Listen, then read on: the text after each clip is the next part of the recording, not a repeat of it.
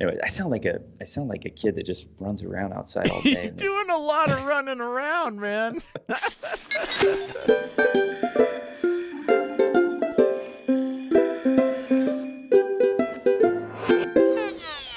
Hey everybody, buddy Basil here, and you are listening to the Joyspiracy Theory. That's right, you're so excited, I'm so excited, and today we also have Trevor, who's so excited.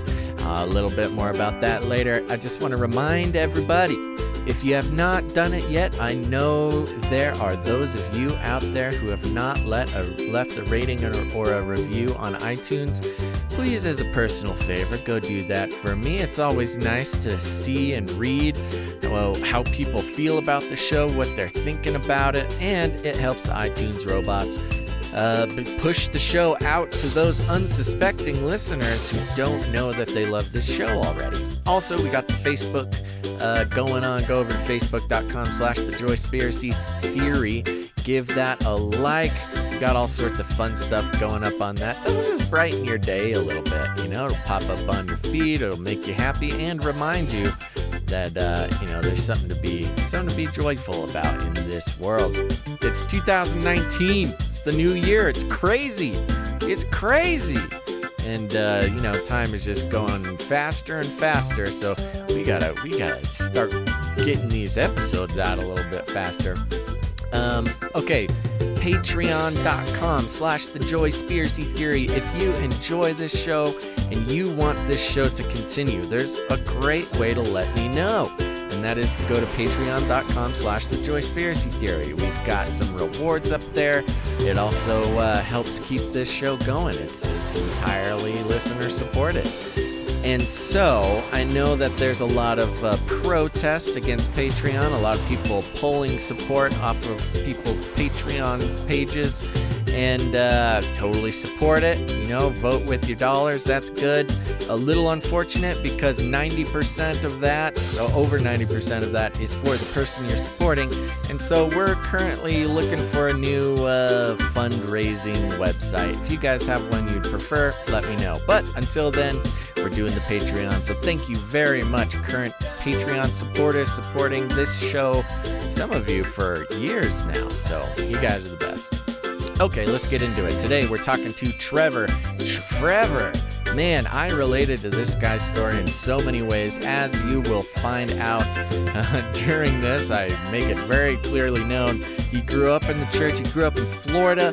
Very outdoorsy kid, as you could hear from the hook. He's running around all the time. And a wonderful story. Let's go.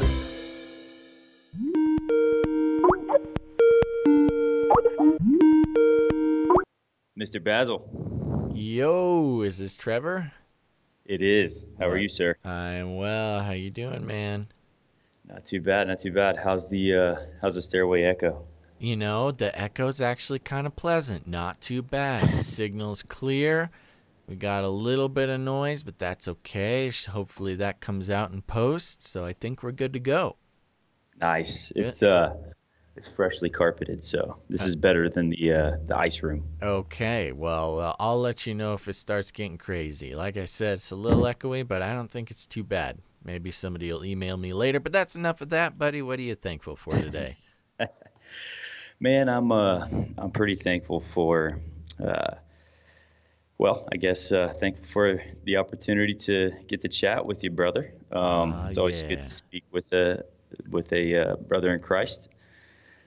Yeah. Can't complain. Amen. Very good. Very good. And I'm thankful that our Lord and Savior died on the cross, and we get to celebrate his birth and resurrection. Good answer. Good answer. You get 10 Jesus points for you. Well, thank you, sir. You're welcome. What are you thankful for today? Oh, you got me. You got me. I'll say today I'm very thankful for what are these? Tangerines or cuties. You know cuties? Not familiar. Is that a California blend of orange? I don't know. I think maybe it's just a brand. They're just like tiny little itty bitty oranges. And I'm very thankful for them today. I've eaten about 17 of them in the past 45 minutes, and I just have piles of orange peels all over my desk. No scurvy for Basil. Nope, and I'm too lazy to do anything about it, and there's just a noxious aroma going on. I smell like an orange field, bush, tree. Oranges grow on trees. If you pierce one orange, it literally brings the whole room to a bus that just used a Christian school bus that's going on a field trip that just used the newest air freshener. Yeah, the industrial strength orange air freshener that the bus driver has. I have a distinct. I know. You've had. No, we're very familiar with oranges down here in Florida. We got our fair share, but I've never heard of a cutie, my friend. Oh, you're in Florida. Okay. So yeah, you know what's going on with the oranges. Now, here's the thing though, you might have to dispel this rumor because there's a rumor going around that California actually grows more oranges. Florida is just better at PR. They really latched onto the PR for oranges. Now, well, I'm not here to make you defend your state, but that's just something that I heard. You know, you just opened up a can of worms, right? Is this a contentious subject over there? Well, you know, we're actually getting wiped out by a virus. Ooh. It's an aphid that is from China that carries a fungus that is actually infecting the roots of the tree. So it cuts off the delivery system of the nutrients to the outer branches, and the oranges begin to they actually begin to feed on themselves to absorb the nutrients of their base. Like, so a brand new orange, like that's why it's like not moist and kind of dried out because the oranges are trying to survive. They're actually feeding on their own. And so these trees that's very interesting. So there's an orange scourge going on. Yes, it's bad, and they're really worried that it's gonna. I think it's hitting California in some parts, but they're worried about Florida kind of bringing it there.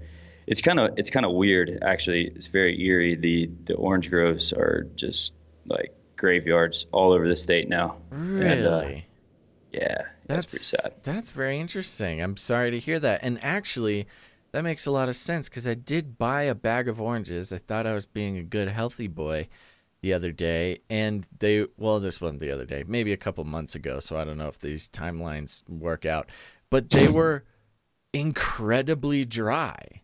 It was it was horrible. It was bad. Yep. Yeah, it's because it's just big monoculture. They're just feeding, just putting so much fertilizer. It's basically the immune system of the tree has been messed up, just the same way that we're all across the country addicted to pharmaceuticals. Right. And they're just the same exact thing with the fertilizers, and those same companies are involved. And so they'll come out and give them a protocol, and the farmers have been sticking to it, for all these years, and the soils are completely depleted of nutrients. That is so interesting. So because the good bacteria, just like in your gut, all the good bacteria is killed off in the soil. There's no microbiology, diversity there. And all of the good original soil, Florida soils have been farmed, tilled and aerated. That there's no good microbiology. They can't retain moisture anymore, and it's just so the tree has no ability to fight itself. A tree can't get up and run away from its problems, so it has no ability to fight off these diseases. How do you know so much about this? Well, so I basically worked for a biotechnology company, and it was a good one. We had a beneficial bacteria, a blend of beneficial bacteria that could actually restore the flora and fauna of the soil. And this bacteria could actually metabolize hydrocarbons. It metabolizes waste. So it would actually create a fungal web in the soil so that the soil can, and basically through the carbon cycle, we're restoring the nutrients back in the soil by bringing good beneficial bacteria there. They're able to restore the biodiversity and with good soil, it's able to fend off. And we had some studies that we actually were with the University of Florida where we actually had proven that we had reversed the disease in some baby trees. Really? But that was an amazing journey because that bacteria, basically the scientist that created that, he's taken complete waste sites in like Africa and turned them into full like oil spill waste sites, like Right. nasty. Yeah. Turned them into these big gardens. Wow, that's awesome. Yeah, so you really did kind of work with one of the good biotech companies. I gotta say, I believe you, but when you start talking about fungal webs, it does trigger some nightmarish pictures. That's pretty funny. Well, there is yeah, and you know what? That's there's a lot's happening with that right now. Let's just say, but that's what the soil is made up of. It is a fungal web that kind of holds. It's like the fabric of the soil that holds everything together. And think about just, you talk about mushrooms and just the diversity of that genome or whatever, the family of fungal. It's such a rabbit hole. It's insane. So, all that stuff's going to be coming out soon. There's just all these crazy molecules that are derived. We're kind of going back to all this technology is leading us back to the garden. Going back to the garden. Well, that's what I was going to say. I mean, there's so much listening to the news and stuff. There's so much bad news, and you listen to the climate change people, and you listen to all this stuff and the disaster. I mean, I know what you would do is a little bit of scare tactics with your orange apocalypse, the orange apocalypse that you were talking about earlier. I mean, what do you think? Are we going to be able to kind of pull the nose up on this sucker? I mean, it sounds like people are doing good stuff. Oh yeah, no, it's so exciting. There's tons of fear out there with the climate change and nature and everything, but God's he has his blueprint on this earth, and as much as it's tarnished by the corruption of the seed, God's blueprint is there, and Jesus was actually at his right hand side, watching him create, and was a part of that creation. And so Jesus's blueprint is in this, and he's the one that's going to lead us back to Eden. There you go. So that's dude. God, the original biotech scientist. Oh man, that's a good attitude. I like that. Okay, it's amazing. Actually, you do have an idea. You guys are pretty on top. And I'm learning more right now, so this is great. Now, here's the thing. You're obviously a smart guy, or one that somebody like me would call a smart guy. I know you smart guys. I always call you smart guys, and you say, "Oh well, I'm just an old country boy trying to make the oranges grow." But you're obviously one of those educated dudes. I like that. We're going to talk more about that. But first, I need to know a little bit more about you. So where are you from? Are you from the Florida area? You trying to save the homeland? What's your deal? Yes, actually. It's kind of unique down here, but native Floridian. I was actually born in the capital. I was born in Tallahassee. We moved when I was about 4 years old and moved to north of Tampa in old Orange Grove, actually. You were born in an orange grove. Well, my grandpa was born in Orange Grove. Was there no room in the inn? Was that how that happened? Well, I guess the story is that my that's actually the case for my grandpa. I guess they came down on a carriage with great grandpa and big old family, and they settled outside of Orlando, actually kind of in these woods that I'm at right now, except I'm in a nice hotel. Really? But, yeah. So you're kind of in the homeland. You're in your ancestral romping grounds. Yes. Stomping grounds? Yeah. Romping, stomping. Romping, stomping grounds. Well, okay. Well, that's very cool. Now, so you're like what does that mean? You third, fourth generation Floridian? Something like that? Yeah, I think my mom's side, she's original Floridian, but my dad he's from Connecticut. So, but he he moved down when he was a military kid, so he moved down when he was like 13, I think, or 12, and he hated it at first, and then he became a Floridian on Cocoa Beach and just started surfing his brains out. And so yeah, we're original Floridians now. Okay, well that's very cool. Now, now here's the thing. I've been to Florida. I've had good experiences with Florida. I'm not gonna lie. Most of the experiences with Florida have been like just kind of passing through to get on a cruise ship or something. But it's always very nice. I've spent a few nights there, and I gotta say, like a good touristy boy from California, I did take the old fan boat ride and go take a look at some gators. You did. I did do that. How many gators have you wrestled? Ah, dude, I haven't wrestled any gators yet. Oh, that's not like a thing you guys do? Well, we got a lot of treacherous animals down here that we wrestle, but no gators for me yet. No gators, okay. We've wrestled some boars, you know, but I got some buddies.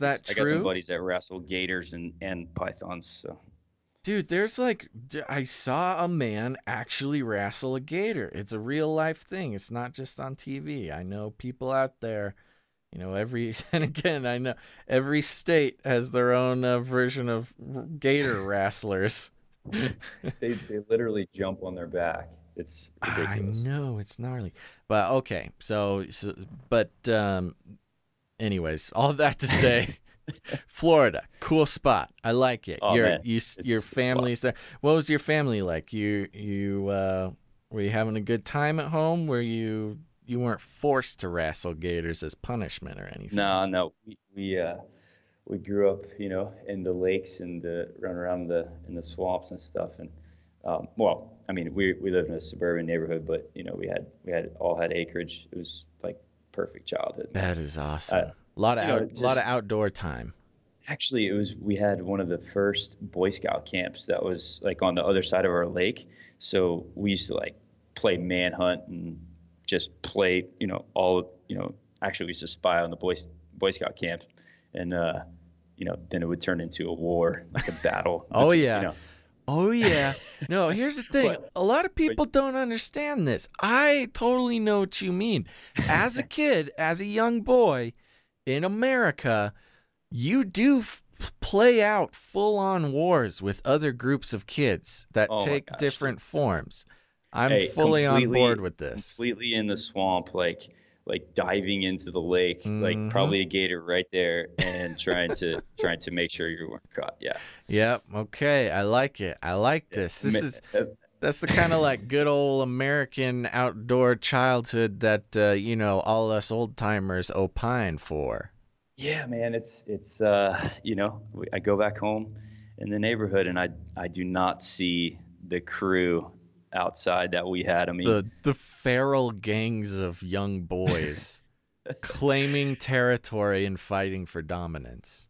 They're just as they're dying off like the orange groves, man. Man, so sad, so sad. This all they need is a little dirt under their nails, and then you know, and an enemy. They need it. Yeah, the bully down the street that's older and beats you at every sport. And something to defend. Now, this doesn't give too much away, but there was a period in my life where we also had turf wars as a kid, as many young boys would understand. Turf wars for gangs of young boys, very real thing. Ours very much revolved around snowmen and protecting or attacking the snowmen owned and governed and protected by other, and there was like straight up destruction in the schoolyard. You know, we had a huge like grassy field, and everybody, I mean, it was like known whose territory was what. And the second those boys turn their back, you destroy that snowman and you leave the corpse of the snowman as a symbol to your enemies. Dude, that's hilarious. I would not be that would be too cold for me, man. I don't. Yeah. I would have lost at every capture.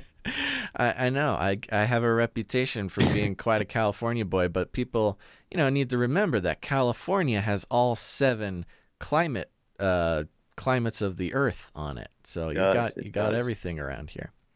It's pretty amazing. Did you know that Hawaii has?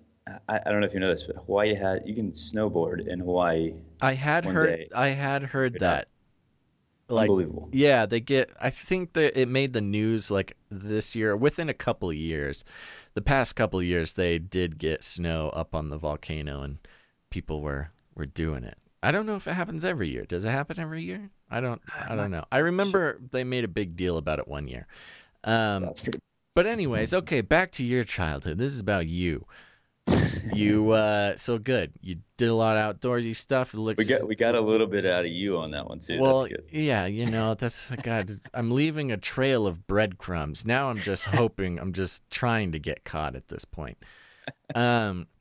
So you had a good childhood as far as the being able to romp around and having the space that young boys need. Oh man, so blessed. Dude. And blessed. I feel so special to have that childhood here in America. You know what I mean? Totally. That's one thing that. Oh, absolutely.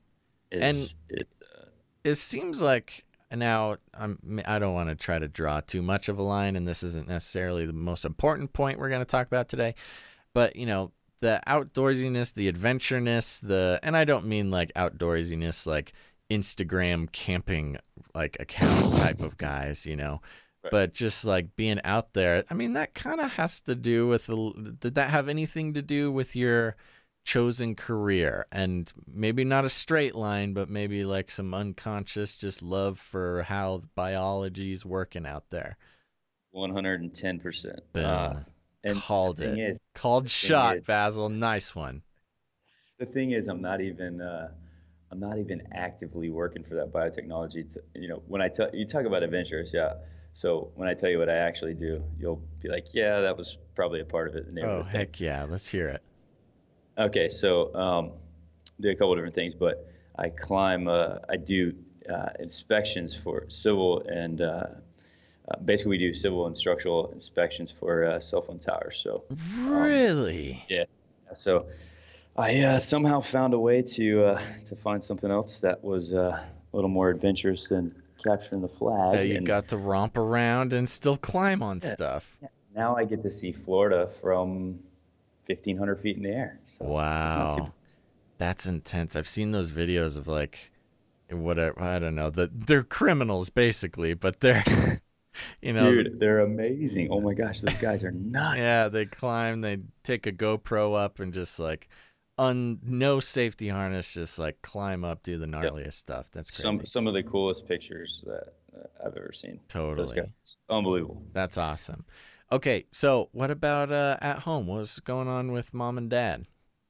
So sisters, brothers, family. Yeah, got a sister, got an amazing sister. Her name's Olivia. She's awesome. Cool. She's younger than me, but we have a really close-knit family. Parents are still happily married, living here north of Tampa. And we were, we grew up in the church. My grandma was very focused on Jesus, and she just had a really. My dad was saved at a young age, so he got saved over here when he started with all these surfing guys, actually. And so we grew up in the church, and kind of going through the motions. I definitely had a relationship with the Lord, but I didn't really know what it meant or have a personal relationship with the Lord. And so, but yeah, we were, and I can go into the testimony, but my testimony, because it's part of that, growing up in the church and then having that moment, where God wakes you up. Yeah, sure. Well, we'll get there. We're still building this foundation of trust and friendship. But no, I had a awesome childhood. I grew up with amazing parents and amazing little sister, and just super blessed. That's awesome. Okay, great. And so you mentioned you went to church a bunch. What kind of church did you go to? Did you enjoy it, or was it just kind of like all you knew as a young boy? No, I enjoyed it. You know, I it was a Methodist church, and it was Ooh. yeah, it was really focused on the right things. I mean, it was a really awesome community, um, and it was great. I actually, well, I kind of like, I kind of palled around with some guys that I went to school with and one of my neighborhood guys. So we kind of, we never really got like super plugged in, it was just, um, we went to all the youth group stuff and we never got like, it was a foundation, it really was a foundation, but we just never really got plugged in, Mm. with the body. It wasn't a thing like, we'd pray before dinner and stuff like that. But my parents weren't like actively, seeking like we are now. We weren't doing Right. those things You were that just making your way through life, which is yeah, hard enough with yeah, kids and gators running around and stuff like that. I get it. yeah. That was all our focus was playing outside and just being little hoodlums. We Yeah. behaved. Okay. Okay. No, That's awesome. no. I had a good experience in church, but never got plugged in like a little Christian boy. You know, Yeah. Oh, don't just I kind know it? of, that wasn't a bad thing. Um, but it was a good foundation. It was great. Yeah, that's great. That's awesome. And so let's see. I mean, take me through the next step here. You're a young kid. When you say uh, in this part of the story, I'm imagining maybe you're like 8, 9, 10. Yeah, yeah, probably.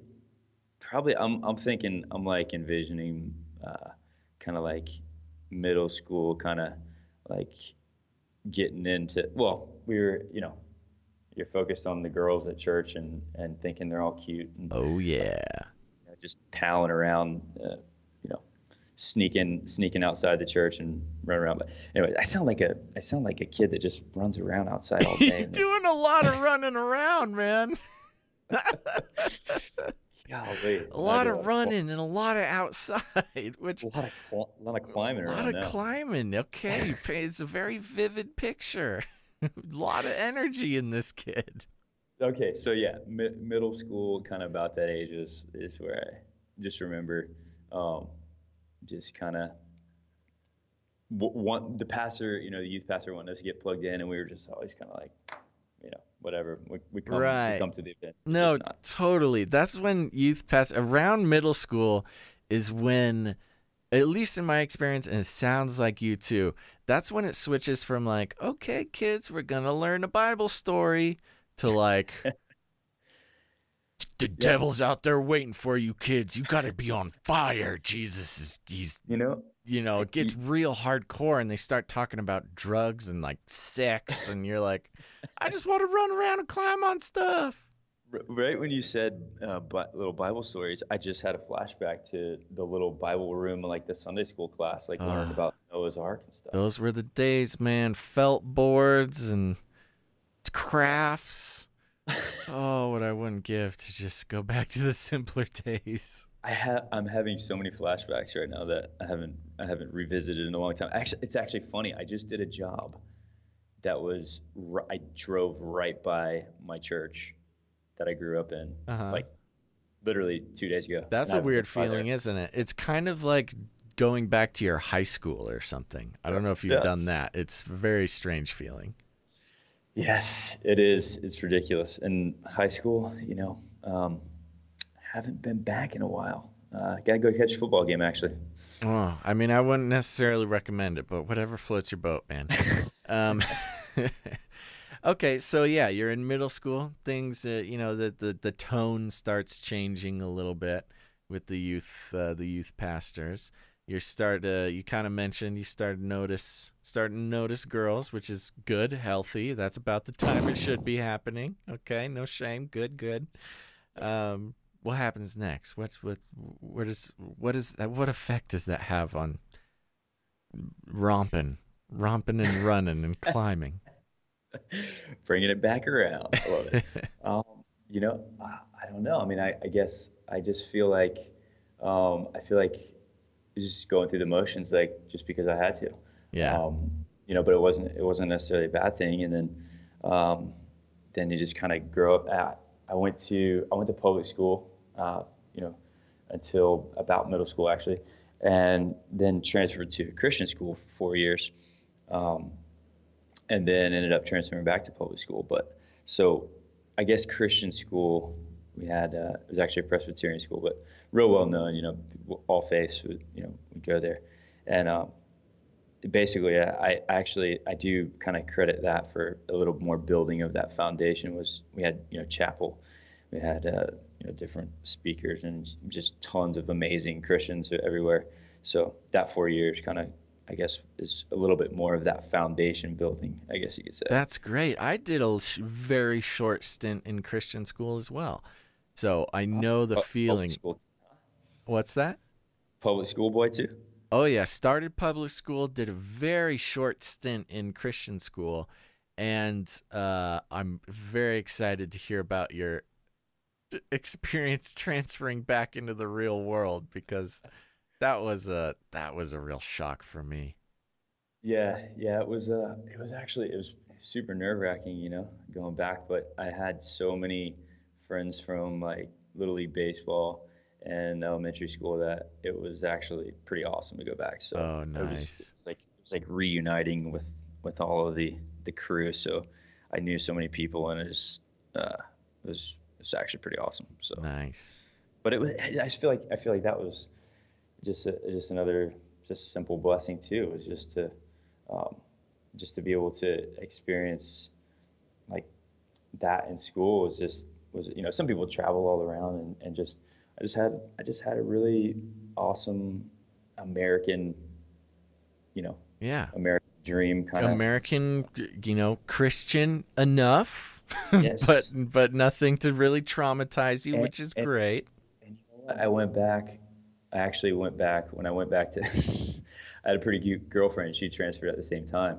So I went back, and I was a good boy, man. So like I knew all my buddies, and they knew I was a good kid, and they knew I didn't do the bad stuff they did, and I had respect for it.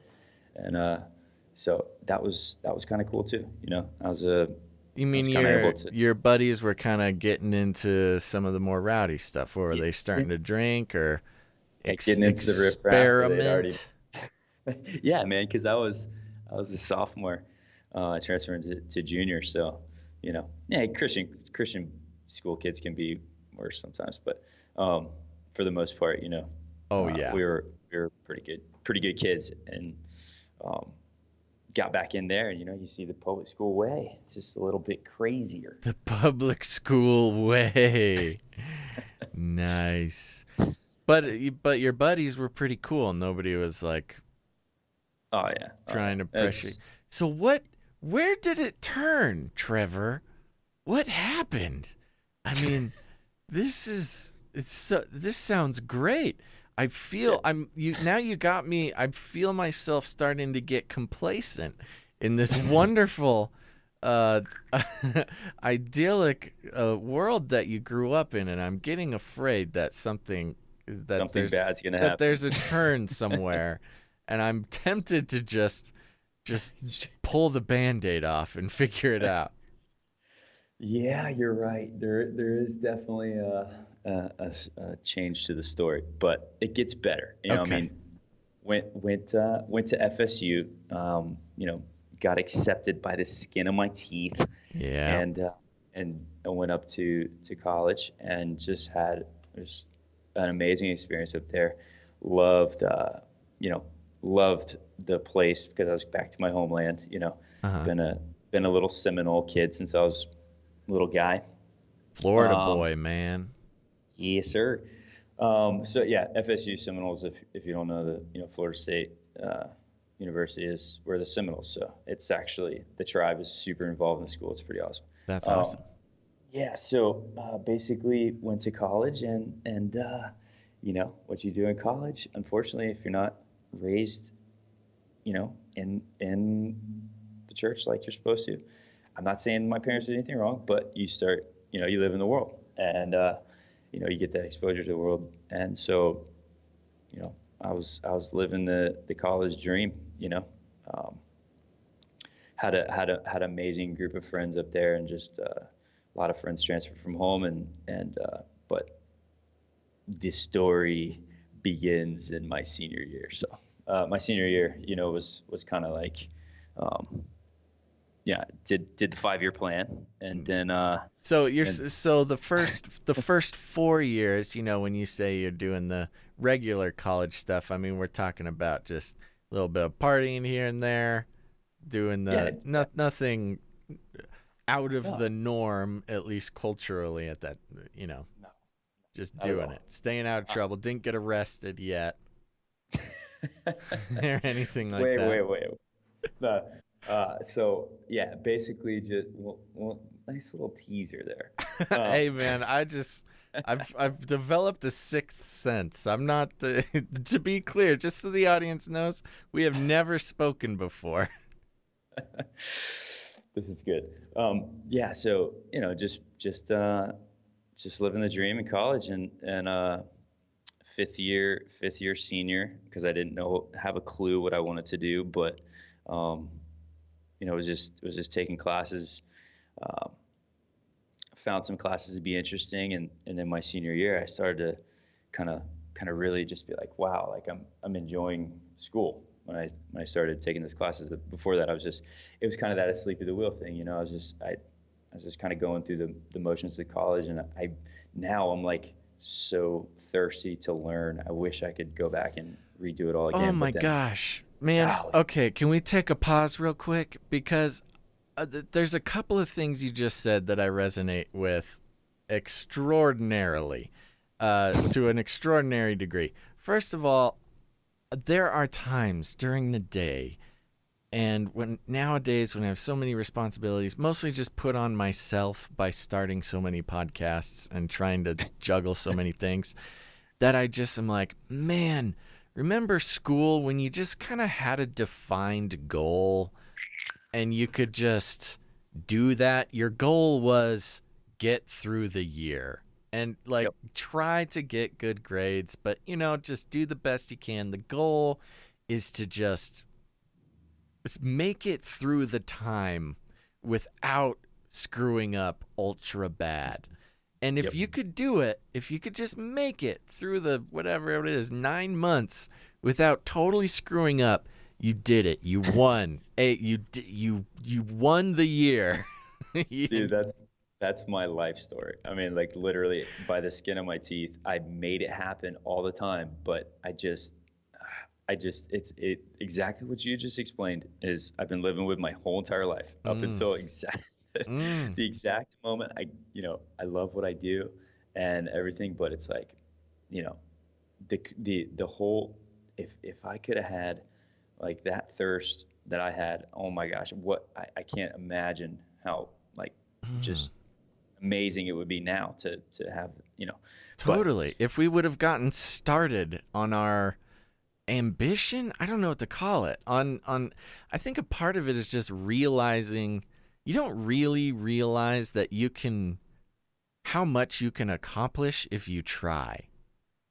And I think so. You and I had similar childhoods in a lot of ways. Was kind of a classic American upbringing, fairly stable, very stable compared to other people's experiences, and that's a blessing that God has given to Americans. I mean, there's this pinch of freedom that we can taste that the world.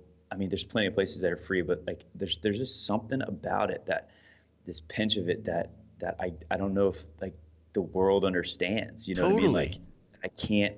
I can't explain to people, and I 100% agree. And it's a huge blessing, and I wouldn't take it back for the world, and I wish it upon everybody. Yes. But at the same time, you get really good at coasting. You get really good at just, your only goal is to just not screw up majorly for 9 months. And if you can Yep. do that, that's all you got to do, and it's a success. And nowadays, and maybe we'll loop this back around later, you know what? A lot of times the Lord uses this podcast in amazing ways in my own life, because inevitably somebody brings something up that I'm like currently thinking about quite a bit, whether they mean to or not, and I just hijack the whole thing and make it about me. No. Hey, that you hijacked it so we could all pray about it, and you guys can pray for me too, because I always need that foundational grounding to bring us back to staying diligent and Amen. Okay, so there you go. But I just hijacked that. But seriously, no. that's I get exactly what you're saying. Yes, and so yes, and I say that we get each other. We all get each other here. This is great. Okay, I get it now. Okay, so there you go. Continuing with your story, I'm a little hyper tonight. Nice. I think it's the oranges, man. You're probably right. They have a lot of sugar. You're so energized. People don't realize how much white hot fuel is in fruit. Okay. No, that's awesome. Okay, so yeah, basically, just coasting, man. I coasted and I got through it, and I literally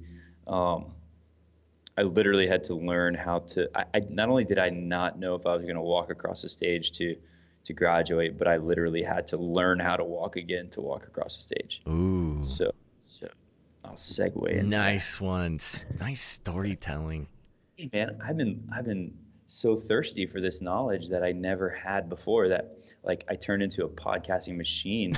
And I'll climb towers like podcasting. I'm like, how am I so blessed to do this? Like, I'm 1,500 feet in the air, and I listen to you guys, bro. Oh, come on, that is awesome. Hey, that's very unique. That's a very special thing to be up in your ears while you're up keeping America's telecommunications network running. Yes, that's we're right. keeping infrastructure nice and tidy so we can do exactly this. But yeah, so let's you tell me where you want to go next. You want to hear what happened? Yeah. No, let's skip through the end. No, yeah, just okay. I'm gonna let you guide it. Just take me to the next step. Okay. No. So no, I think there's so much more to say. Like I want to tell my testimony, because it's like it's all just God. Like just like we were talking about them, that little snippet of just blessing that we had, like God just always had me, in his palms, and like he always allowed me to get by and make it happen, and he literally like cradled me through it, and just walked me through it and just held my hand. So basically, I was in college living in the world, and my senior year, God really just started like kind of just grabbing onto my heart, and it wasn't even like I was doing that bad of things, but my conscience, I knew that I was living in the world, and it wasn't anything crazy, but probably drinking too much, and fraternity parties, stuff like that, but whatever. And that sounds like so cliche, but man, like I wouldn't change those relationships for the world. Like some of the greatest like human beings that are stay in touch with my whole entire life, that I love to death, just like my my childhood friends. But so basically just living in the world, and basically it was God just started pulling on my heart, and I think it actually, like, this sounds crazy. So you remember Tom DeLonge's band Angels and Airwaves? Oh yeah. Yeah. So I think there was a period of time where Tom was like really experiencing this like spiritual awakening, and it was like so many God undertones you couldn't tell like what was going on. And so like I was listening to it, I was like, wow, this is amazing music. And anyways, just doing my thing in college, and that was kind of like resonating with me. And then I basically my ex-girlfriend, his mom gave me the Bible, the remix, and I remember reading. I just remember picking it up on my bedside. You remember the remix, the like. No, is that like an extreme teen Bible type of thing? It was kind of like it has an actual translation name, but it says like the remix on it. Uh, it's a Bible. It's just he wrote it for like modern day language or something like that. Okay. Anyways, the point of it is like Like the message or something. the message. That was it. Okay. I remember some part on it says like the remix. Yeah. But anyway, so it was the message, and I don't know anything of it. I haven't been in the Bible in years. Um, at the price it's like chapel or something like that in middle school. Like I can't even remember the last time before that I picked up a Bible and just like started reading it on my own. Yeah. And so I just picked it off my bedside one day, and it was kind of like God, the time God was speaking to me, and dude, the Nephilim, man, it just hit me like it hit me, and I'm like, I just kept thinking about it. I kept thinking about it, like what, and it was like, I realized like this isn't the main part of the story. This isn't my testimony, but like I just kind of trace back. I'm like, oh my gosh, I remember reading the ancient men of lore, like the sons of Runnin, the Titans. And I remember being like, what? They And have the Nephilim in the Message translation? I can't remember. I'm very curious now. I would have just assumed it was like, and there were giants in the land, and they were totally rad skateboarders, and then this just skips to Genesis 7 or something. That was the first of the trendy world that came out. So like, and then I just remember we used to watch Planet Earth every Sunday night, and I'm like, my eyes were open to like, you remember the Planet Earth series? Like, Oh yeah. I was like obsessed. I was like, this is unbelievable. Like first time, just like, Totally. oceans like, just blew my mind. That was our generation's, like, I don't even know, Jacques Cousteau type of influence. That was stuff. our epic nature. Like, that's when a lot of people I know got pumped on on Earth.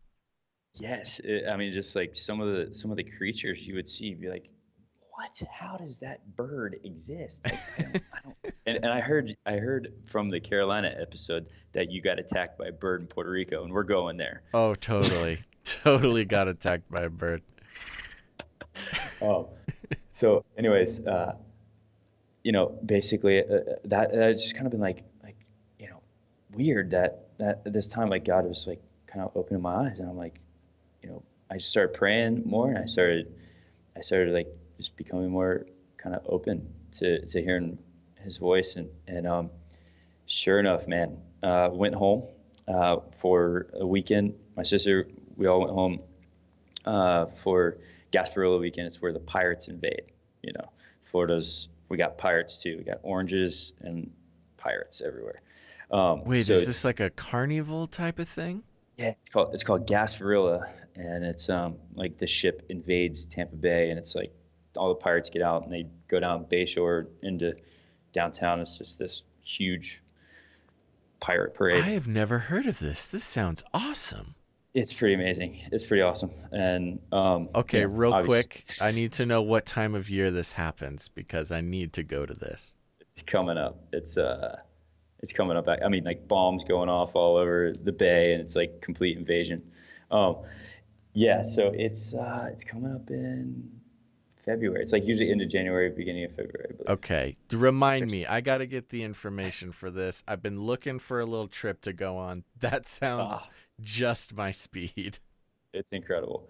But there's obviously with any festival, there's a lot of riffraff. So you got to stay away from the riffraff. But if you come with us, we'll keep you away from it. Especially when there's pirates involved. I mean, I'm sure it's complete chaos. I used to run around my neighborhood as a little pirate, and there's a movie that if you're a true OG, I want to see if you know this movie. It like rocked my world even more than Planet Earth as a kid. This movie is called Shipwrecked. It's an old Disney movie. Oh my gosh. It's not a cartoon, is it? No, it's real. Okay. Like I don't know if I can say I've seen it. The kid's from Norway, and he's just like he gets on this pirate ship. his ship gets taken over by pirates, and he just washes up on the shore in the Pacific and has to survive on his own. It's actually amazing. It's an amazing movie. That's And awesome. I don't know how none of my friends know it. Anyways, I used to run around as a little kid, trying to pretend I was Hulk Hulkinson. I think that's his name. Such a Norwegian name. But anyways, so we're leaving. I had to make a class early Monday morning, and you know everything that I when I tell my testimony, like all Jesus, like I want everything to point this to Jesus. So any way that it's going to work in people's lives, this is all God that did this, and like it just shows like he never loses, he never like lets go. Yeah. He just it's like cradles you and just like keeps you safe. So anyways, my sister is like on fire for the Lord, and she's amazing. Like she's just been this rock for our family. And so we're actually trying to make a 9 o'clock class in Tallahassee, and it's a 4-hour drive. So we got in the car at like 5 a.m, like super early, and we're on the way up to Tally, and there's on this rural road. We didn't take the main highway. We just used to take rural road, and so we're outside of Tally about 45 minutes, and there's a small town, and I fell asleep at the wheel, and I flipped my truck. Anyway, so we're it's in the middle of nowhere before this like little small town, and I flipped my truck 8 times, and I got ejected.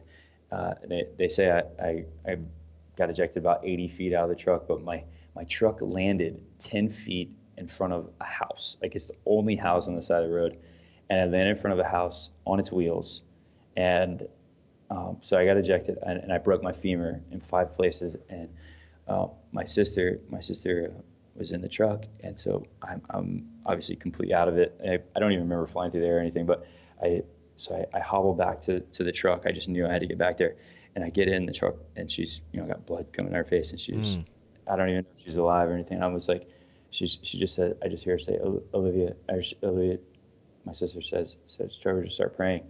And as I started to pray, if I kind of remember, I started to pray, and 10 feet in front of my truck was a tree, because I'm in somebody's yard, and there was a little yard angel sitting there, and she had her hands out like she had stopped the truck, like a little statue, like a little yard cherub that you just put in your front. Yeah. She had her hands out, and I said, Olivia, we're going to be okay. And we just immediately felt peace, and we were life flighted out.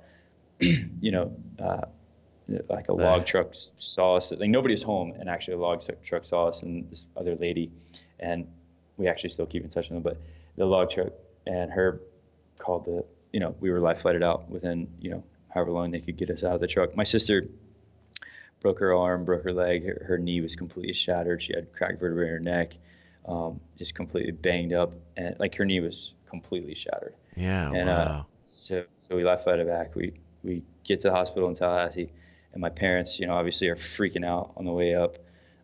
4-hour drive of misery that I never would even imagine what that was like. Oh my gosh, yeah. Anyway, so I'm broken femur, biggest bone in your body. Like I don't really care. I'm out of it, but I'm just like concerned about my sister. So since we were from Tallahassee, some of our best friends of the family, her name's Rosemary. It's kind of an herb like you, man. She rushes to the hospital with my mom's best friends, and she's sitting there by my sister's bedside, and she's just like watching my sister, like holding on to her, make sure she's good. And she's looking at the leg, and she's like, that's not right. And she got somebody in right away, and she had a severed artery in her leg, and they rushed her in immediately for surgery. Had to open up the leg and repair it, and basically that severed artery, she would have lost her leg. So she actually had for 40 days she was in the hospital with an open wound the size of a big T-bone steak, man. Oh my gosh. So they told her, and until she could get back to Tampa to get a surgeon to repair it, and they told her she would never walk normal again. They told her she would have a foot drop and would not be able to walk normal or run. And 2 years later, she's running around with little kids in Africa, working in an orphanage, and just amazing. Wow. So man, so basically God, used that time um, to actually like bring us together, get us on our knees, and now we pray together. Now we live out our faith together, and we we have a personal relationship with the Lord. And unfortunately, like my uh, it sucks that it happened, but I wouldn't have any other way. Neither would my sister, um, because we're so much closer as a family, and so Yeah, that's incredible. I mean, that's a huge event. And yeah. wow. I Holy mean, obviously, smokes. people have way worse trauma in their lives, but it was pretty traumatic for the family, um, and God used it Yeah, completely. amen. Was there, I mean, you mentioned that you were kind of on at least, the Lord had piqued your interest in bringing you back to Himself with the Nephilim, which is awesome. Um, was that similar to how it was with your sister, or was she uh, She was a rock. she She was was a a rock. rock? She was on Yep. it The already. hospital, absolute rock. Like I was going crazy for a week in the hospital, and she was in there for 40 days. And like with a wound that was just awful, and she was a rock. Like Yeah, absolutely, God just you know absolutely did some unbelievable special things with uh, with her and my parents, and obviously the in the testimony in the hospital and everything like that. But yeah, I mean, it's horrible to think about putting her through that type of pain, and she still has a big scar and all that stuff. But um, yeah, man, my sister's amazing. She's a rock, and she's actually working in D.C. with under Mr. David Platt's guidance. So um, she's she's working up there at big church up there. So wow, that's pretty cool. Yeah, you mentioned she was worked at an orphanage in Africa for a while. I mean, yeah, that's a real deal. yeah. She went out into the bush, and yeah, I guess she had to get her little hoodlum, country country running around vibes going to. We grew up. There's a horse farm behind our house, so like my sister grew up, kind of riding horses in the dirt all the time too. She'd come home from the horse farm like 5 years old with just dirt all over her nose and her face, like just like so she had to go out into the bush, and she's got a heart for African. She's got a heart for like kind of like you, man. She's all over the place with um, mission stuff, and um, That's awesome. she's amazing. Okay, and so what was that? I mean, that's not an event that you just sort of get better from and just start traipsing around life again. I mean, what was the recovery like for you? So I basically I graduated and went off. I was like I felt like I needed to like kind of get freedom, and after I graduated, and so went out. I think Hurricane Ike hit right around that time. Went out and did some hurricane cleanup. All those hurricanes were hitting, so did some hurricane cleanup after I graduated. Went went out to Ecuador and surfed for a little bit, and then I think that was kind of like you know the culture kind of thing wake up for me. Try to learn a little bit of Spanish, and then came back home and got a normal job, and I guess you could say it was just like kind of still living in the world, kind of just going through the motions, but like but at the same time, like amazing spiritual awakening to a personal relationship with the Lord.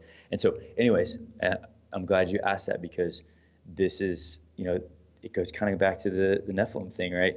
Um, I had an experience that was, I knew that I've been protected Like there was no doubt about it that that the Lord had saved us, Yeah. and that he was using the situation. So I kind of had this like peering into the spiritual world, because I was like, wow, I just want to understand the spiritual things, So I just because of that, like, and it's, you have to explain to, you tell that story in like Latin America, yeah, or I remember we were on a mission trip somewhere, and they're like, explain to them that you don't worship that angel here, that was like your awareness of what that angel, that was real, and like that what Jesus did, right? So Oh, right, because you tell that story, and you talk about the angel in the garden or by the tree or whatever, and there's a temptation there to be like, oh, that was an act, what? right, I mean, yeah, what is that what you're saying? Like, right. Yeah, because there's already, in my experience, in a lot of cultures around the world, but including, Latin cultures, Latin American cultures, there's a lot of what I kind of consider like Christian superstition. yep. And Oh I yeah, think a lot of that comes with the Catholic influence, where there's a lot of icons, a lot of medallions, lots of, things that. I've been in a house in Cuba where there's literally dolls like all around, like, and I didn't completely understand it at the time, like on missions, Yeah. and I was like, and it was like, you know, Mary and like these actual statues, and then like literal dolls, and then I realized later it was like, you know, obviously these people were into some weirder stuff, but yeah, I mean, of course, Yeah. that's Well, yeah, in Cuba you got a lot of Santeria and stuff like that. But yeah, where it translates for us, where we might, for instance, your angel, your garden angel there might serve as sort of a symbol or a reassurance from God, maybe a communication, or yes, something like yes. that. And remember not too, not a literal statue protecting you, whereas right? in a lot of cultures, and this is just part of the spread of certain types of Christianity, and mixed with superstitions and things like that. It's like those dolls, the belief was probably that those dolls were literally protecting somebody. Oh yeah, Yeah. oh yeah, yeah. So I thought I found that as like super interesting. They were making sure that the translation was the right way. Sometimes they didn't even want to tell the story. I was like, no, this story has to be told. Like, of course I'm going to point to That's Jesus. very interesting. Hey, Yeah, there's a note for all you people going on missionary trips. You gotta pay attention to your translators, because they'll yep. let you know if something isn't coming across right. Oh yeah. So yeah, it was just that idea that something had happened in the spiritual realm, that I was like, I'm still here, I'm still alive, and that, um, that was like, wow, like we're supposed to tell the story, we're supposed to point to Jesus. Yeah. Um, and it's really funny, man, like so weird. I remember, so the truck flipped, and like, a couple of things like flew out. I remember going back towards to get in the truck, and I had the theme of like kind of angels in my head, because Yeah. I told you like stuff was happening to angels in the airwaves. The album was like, I remember seeing the album on the ground Yeah. outside, because we had the CDs back then, way back in the day, Oh, and old school. So old school. it was actually tossed out like on the ground. I remember seeing it like before getting back into the truck. Yeah. And so like, it was just, and there's a couple of songs in that album where like it would just bring me to tears. One called Lifeline. I remember I would just completely go to tears Yeah. every time I heard that song. And so I was like, God, what are you doing? What is this? So basically, uh, spiritual kind of like awakening, and pointing back to, and when I say that, personal relationship awakening of who Jesus was and what he was doing in our lives. And basically, you want to go straight to the arrested part, don't you? No, no. Well, here's what I wanted to ask, real I'm just kidding. quick, and oh, I definitely am. I feel I'm anxious for it. But so, how you were in the hospital for quite a bit, and you kind of mentioned that you were going a little crazy in there. I mean, were you being told similar things as your sister? Like, oh, this is going to be tough. You may not walk again. I mean, what was that craziness I'm curious in what that experience was like. It was actually more, I think, me just being selfish. Like, Yeah.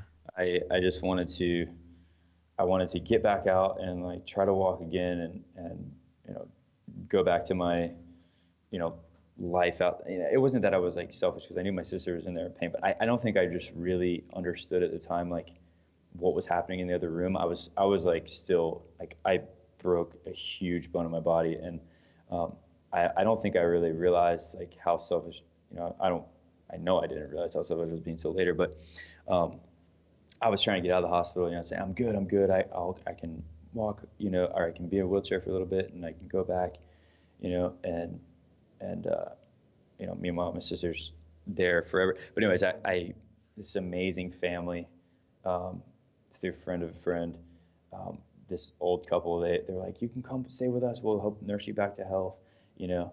And so I went stayed there with them for another week, but I'm all bruised up, my whole leg is like black, and Yeah.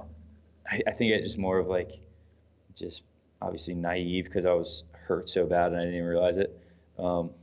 But I was like, they put a titanium rod in there, so I was like, I'm fine, I can go back. But Cyborg boy. yep, had a big old titanium rod in that thing. But yeah, basically, I think yeah, if I could go back, I would have been a little bit more patient. But um, Yeah, yeah, but I mean, I you're a was young man. You're frustrated that you don't have the freedom. You want to go out and climb things. Obviously, a lifelong theme that you're experiencing, and that can be kind of frustrating, but can also cause some anger. I mean, yeah, especially and when you're used to coasting for the most yep, part. And I don't want to tell your story for you, but from what you've told me, when you're so used to coasting and things have, you've been so blessed. Those of us yep, who've been so blessed, it's easy in times of trial to really get kind of nasty. yep. Yeah, so I think like that was all part of this like sharpening that he was doing, and the couple that I got to be with, like just like literally, I mean, just have just angels surrounding them all the time, like the most amazing people you could ever imagine, um, and just unbelievable. So yeah, I definitely look back and I was like, man, like that was kind of prideful. It's and especially too like I survived the accident and I was like I had this little bit of pride, like all my friends were coming to see me and like I felt like special because I survived, and it wasn't like I had this overwhelming feeling. I'm like I try to stay pretty humble, like, but it was kind of like a little bit of that too. And so now I just like I look back and I'm like just a little kid. Yeah, right. It's But a it's character building opportunity, destroying your entire leg. yep, yep. And I continue to rebel. Okay, But get into it. Take me there. Take me away. You know what I want. yeah, yeah. Oh, no, it's nothing crazy, but just kind of another wake up call. Yeah. So basically went to finally got a job back home. I was working as a geological field technician and digging up sinkholes and doing inspections on sinkholes, and had a really it was a good job. Wasn't a bad job. Good engineering firm, and went up to FSU. Was up there for like big Miami game or some FSU Miami game, and had a little too much to drink and went to go. Uh, I left the bar. It's like a reunion. All my friends are in town. Everything. Was hanging at the bar and had too much to drink, so I went into my truck, which was Ooh. parked across the street from the bar, just to sleep. And Yeah. because it's still hot. It's like first second game of the season. It's super hot, and I just went to sleep in my truck with AC on, And FSU police came, Oh, classic. pulled me out of the car. Obviously I have no idea what the laws. You can't even be sleeping in your car or be in the vicinity, but so threw me in jail for the night. And Oof. got dropped to a reckless driving, but I had to quit my job because I drove a lot for it. So that was like the next big thing that was like really really tough. Yeah. I mean, especially like you say, look, I don't want to, and I don't want you to feel like you need to downplay things like that because, I mean, that's huge. And especially, again, I'm sorry. I do a lot of disclaimers. I don't want to belittle or mischaracterize your experience, but you know, I only say this because I am also this person who has been so blessed in their whole life. And there are times when things like that happen where, in your mind, maybe you didn't know or you didn't think it was that big of a deal or whatever. And it seems so unfair for something like that to happen. And it really does have a huge effect on your life, even if it isn't, you getting captured by real life pirates and sent off into slavery and having to break free. I don't want you to belittle that experience. Yeah, no, it's just it's part of the journey, and you have to. I just like I think that's a part of encouragement for anybody that's going through something like it's literally it sucks in the moment, but it's part of the journey. Yeah. And I would not. It sounds crazy to like that was extremely expensive, and being a night in jail is like the most belittling thing ever. It stunk, but man, like I wouldn't change anything because this journey, like once God reveals to you like what your purpose is, like Yeah. I don't want to change anything, man. Like I'm Right. so thankful for every experience that I've had, Right. And wow, it's kind of a weird thing to say because my mom would definitely like, Disagree. golly, I'm such a pain in the butt. I feel so bad. You know what? None of us get to be this age without being a pain in our mother's behinds at some point or another. It's a character building exercise for her as well. Yes. Oh, believe me. You're Oh my welcome, Mom. gosh. Sorry, Mom. I love you so much, Mother. Yeah. So, So you yeah, get basically. busted, you spend a night in jail. That's a very expensive, Yeah. not just the cost of the legal fees and the penalties and the everything, but you also lose your job.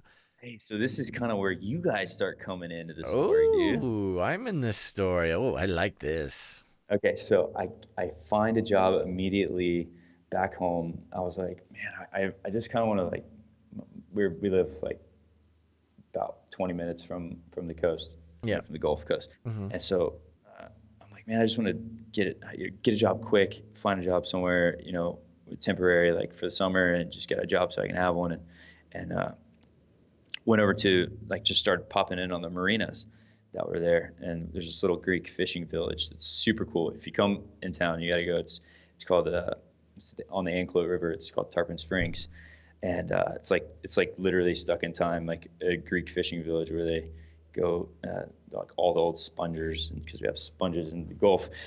Be careful who you're talking to. When you say literally stuck in time, that may mean something a little different for me than it does for normal people, Trevor.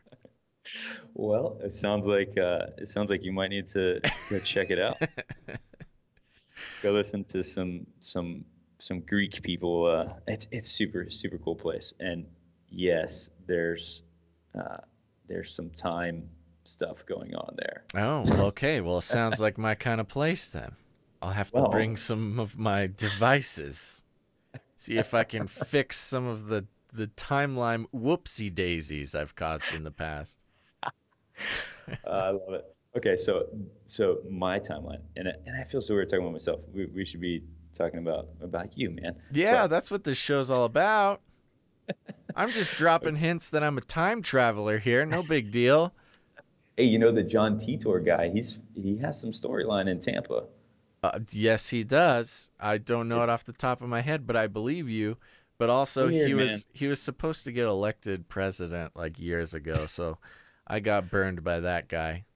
Obviously, some things in the blip have changed since then. Yeah, somebody. Yeah, exactly. There's a time cops got to him. He wasn't supposed to make such a big deal about it. Yeah, he made way too big of a stink. Yeah.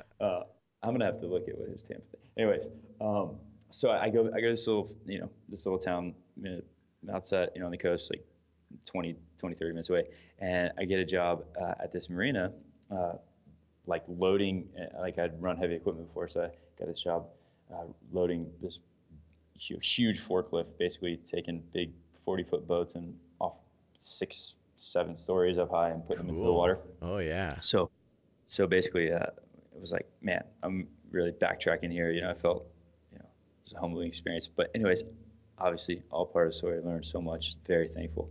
And when I was on that stinking forklift, hating my life, thinking, man, this is stinky. I should be doing so much other stuff. Right. I started podcasting, and I had the one earpiece in, just crushing the day, and I think I stumbled on you guys early on. It was like super early. Ooh, nice. I think it was the first podcast was this is OG stuff. Was David Flynn. Oh yeah. First, it was Derek and oh my gosh, what's her name? Derek Gilbert. Sharon Gilbert. Sharon. I'm sorry, Sharon, if you listen. It was Derek and Sharon, and it was like one of their throwback episodes to David Flynn, and I was like, whoa. Yep. And then so started listening to you guys early, and just in the ear, just absorbing, just like. And you were already pumped on Nephilim style stuff. I mean, you had read about the Nephilim in the Message Bible, so you were all squared away on your ancient spiritual being theology and how rad they were at skateboarding. I think this was like what kind of like started to ring the bell. I probably wasn't really diving in, but it was still kind of in the back of my mind. Right. And but that was completely, I mean, it's before any of this stuff, and God did it on his own. Like he revealed this, like, on his own to me. It's so weird. I think about it. I'm like, anyways, the timeline with you and Gons, like there's these intersections that I'm like, whoa, that is so weird. And it's like it's what? What's an example of that? Just where you guys will be talking about something, and I'm like, oh my gosh, we're actually on the same research path. We haven't collided yet. So. Right. Well, I mean, and that's obviously I'm sure is very common because you guys are brilliant and you cover so much amazing topics that we need to talk about. But basically that I all these little confirmations along the way that I'm like, unbelievable. This is the crew right here. The team is building, and this is awesome, dude. So I love that. Yeah, that was pretty early in the. I mean, I don't know. There's been in the genre or the group or the whatever. It's a lot of good younger guys have come up. I mean, obviously me and Gons being the best looking and the most pragmatic. Most foundational. I'm just kidding. But there's Josh Peck, there's the Fall guys, the Fall brothers. There's all sorts of young guys coming up and doing it. So it's a new generation for sure, and it's awesome. It is. God's doing something really, really special, and you just stay focused on the Word of God and Amen. Jesus. And we'll be good. You know what I mean? Because he's holding our hand. Yeah. So where did it take you? I mean, you were already interested in this kind of stuff. You found us. You're driving a forklift. I mean, you finally found some some people that you could relate to as far as your interests and your research. So I just kept diving in with the podcast, like Omega Frequency. I remember hearing those guys be like, "Wow, oh what's yeah, going on?" totally. So that was kind of like, just, and it was weird too. Like I was staying balanced with it. Like I wasn't trying to just like dive into that completely. I was listening to, preachers, foundational, awesome ones that are just amazing. And I was listening to biology courses, just whatever I could, listen to. That thirst for learning. Just kind of aimlessly going around the podcast, just finding stuff. And so, yeah, open my eyes. Like I was just so thirsty at that time. And that was where I met my wife. I pulled her off of a dock. What? She came in on a boat, and it was a rainy day. She was on a friend of a friend's boat, and I kind of knew the guy, and she came up on the dock. I saw her checking me out, and I was like, that girl's checking me out. And then I go up to go pull the boat out, and the guy walks up to me. He's like, you need to go help that girl off the boat and introduce yourself. Like, she is checking you out and talking about you. And I'm like, all right, that's a good idea. And I was like, she's pretty cute. So I went down there and I pulled her off the boat, and it was history from there. That's awesome. What a wild lady. Just true pulling pirate. pulling up on boats, hitting on strange dock workers. She was attracted to my beard. I had a big long dock beard at the time. Oh, so, I'm sure you did. Hey, I was just living the pirate dream, man. I was just like crusty old. I was like, I'm a crusty old forklift driver on a dock. Crusty old dock man. But it was pretty amazing. So, that's awesome. Blessings came out of that, so we just actually got married. Wouldn't have met your wife if you didn't have that crappy forklift job. That is, you know what? I gotta take that back. Forklift drivers are awesome. I actually get to drive a forklift soon, and I'm very excited about it. Sweet, man. Yeah. If you drive a forklift, just make sure you're extremely safe with one earpiece in, and act like you're official. Yeah, no messing around, I've been told. Podcast with the earpiece underneath your shirt, and listen to Basil and Gaunt's and all of the amazing things you're getting ready to do. Okay, so you met your wife. You did it. What's she like? She's obviously a crazy pirate woman who picks up dock workers and marries them for their gold doubloons. Is she what was she a Christian lady at the time? What's her deal? So yeah, they decided that she was like checking me out. I had introduced myself, so she decided that they were gonna like, they got rained out, so they were gonna cook out by the dock, and so like they're like, she's coming up to the boat. She was like, where you guys have any charcoal, lighter, or stuff like that, and she had like talked them into eating out there, and they were gonna eat on the boat anyways, grill out on the boat anyway, so they decided to do it there and stay out of the rain. So like, yeah, we got charcoal, blah blah blah, you guys can chill here. So I was like, basically they're all there, and she's like kind of like, all shy and whatever. So I would come down, and she started feeding me, and obviously she was making whatever. She's like, we got extra, and so she started feeding me, and that's where I fell in love. She knows how to hook those dock workers, man. Yep. And then so basically she started talking.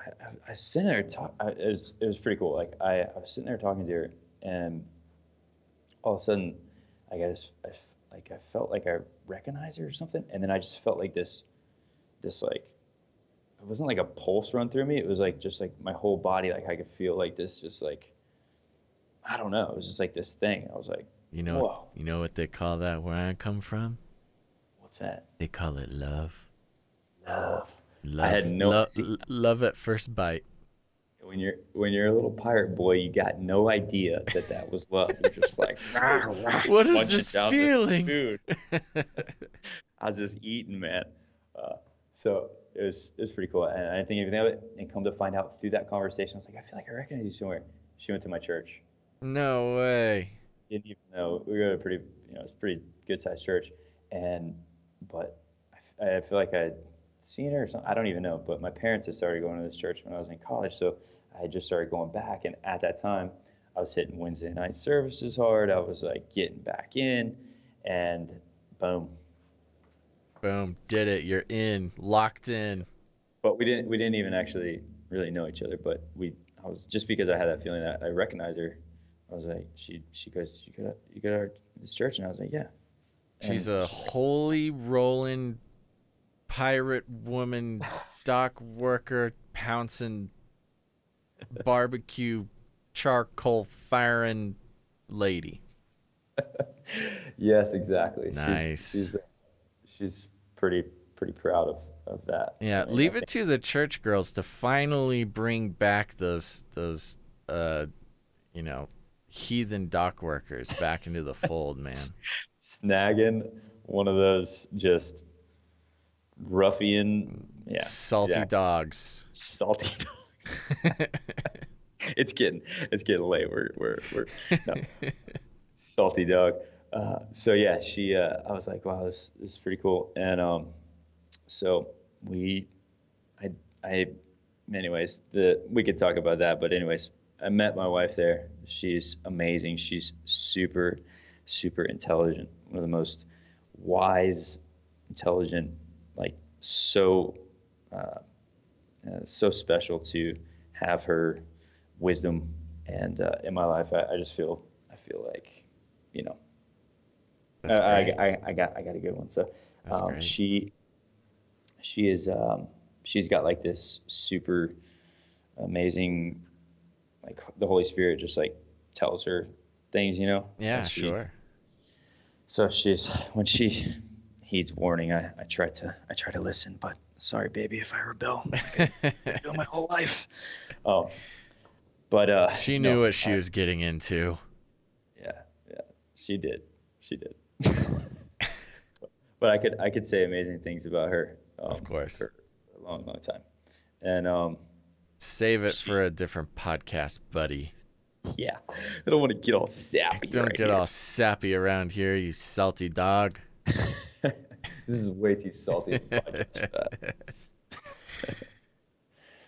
So yeah, so then check it out. This is what happened. I I started driving by this place, and I was like, what is all this equipment out here?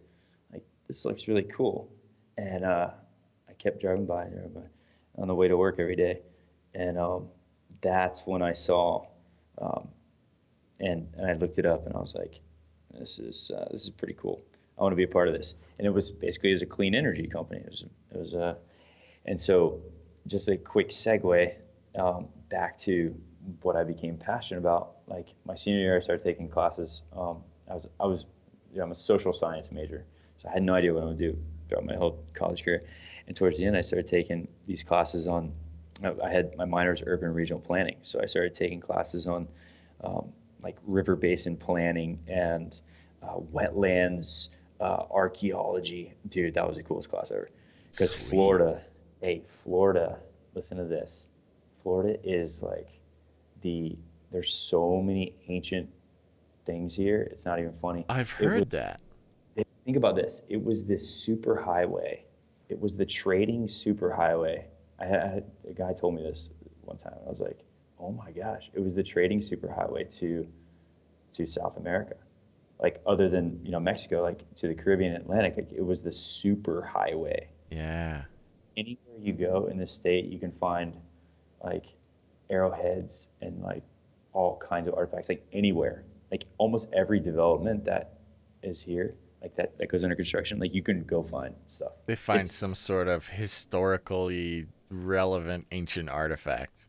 yes, and it's so much has been covered up. It's not even funny. It's like and just so all the Florida history is just incredible, and it's all part of the. It's I think it's a big part of the U.S. you know timeline here. You know we had a lot of stuff happening here. Oh, Um, yeah. anyways, we'll get into that in a bit. So I started taking these wetland archaeology classes. I was just like fascinated. I was like, this is what I want to do. I want to be involved in like, you know, some type of environmental work or some type of like, you know, um, doing heavy equipment with him. I didn't have a clue. I didn't know. And so I saw this company, and I decided to walk up one day and just introduce myself, because I was like, man, and he was basically taking waste and turning it into energy. And I was like, and turn it into a type of gas. And I'm like, wow, this is awesome. I can go out into the swamp, and take algae and make energy out of it. I was like, this is amazing. Like, this is exactly what I want to do. I want to drive around in a big truck out in the woods and gather algae and remediate it, make the earth cleaner, and make a really cool gas out of it that is a natural gas alternative. Yeah. So anyways, that's where I met Dr. Santilli, and I've messaged you about him a couple times because there's some stuff here. Totally. Yeah. I looked at, I didn't know who you were when you sent it. A lot of people send us a lot of stuff, but I actually started taking a look at some of his stuff, and I was not expecting it to be as heavy as it was. Yeah. Super heavy, super heavy. So and here's the thing. I just went up and introduced myself. I said, hey, what do you guys do? I'm just so interested. I looked at the website, blah, blah, and they're like, yeah, you can come in and start checking it out. And like, just one of these guys is awesome.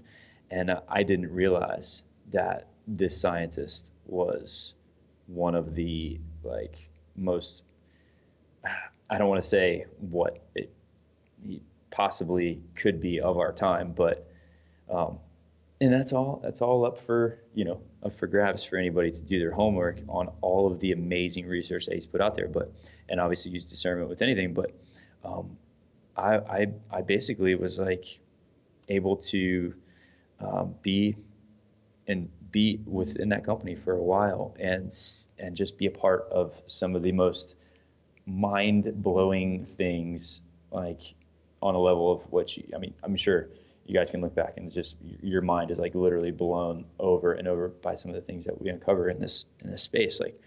I basically just stumbled upon them just because I was so thirsty, Yeah. Well, why don't you mention a couple of those things? Because you're being kind of cryptic.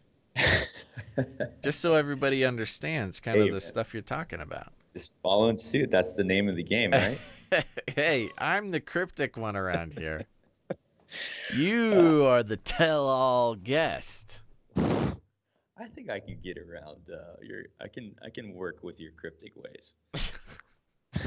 Okay, so okay, gimme. Keep going.